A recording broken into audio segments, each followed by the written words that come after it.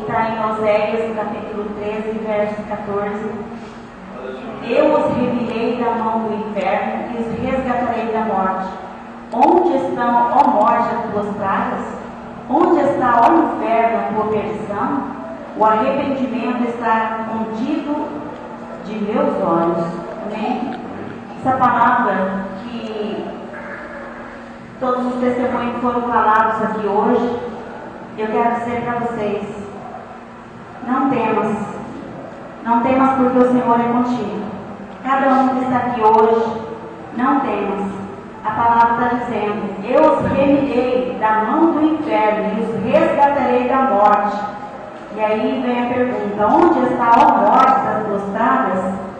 Amados, muitas coisas acontecem nas nossas vidas, muitas provas, muitas lutas, muitas dificuldades, que às vezes quer fazer nós parar à beira do caminho. Às vezes nós pensamos em desistir, às vezes vem aquele medo que parece que até a coluna dói, né? De medo. Mas a palavra do Senhor nessa noite, nesse versículo, ele falou comigo, estava ali: eu os remirei da mão do inferno. Então não tem demônio, não tem nada que possa segurar a bênção de Deus na tua vida. Pega nas mãos do Senhor, caminha, olha para frente, não olha para pessoas, olha para a cruz do Senhor, olha para Jesus, porque a vitória é nossa, com certeza, em nome do Senhor Jesus.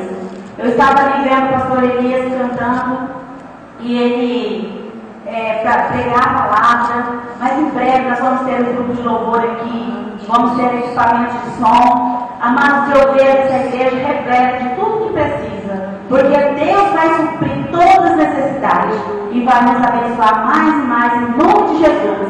E vocês serão abençoados também, porque em nome de Jesus vocês receberam a bênção do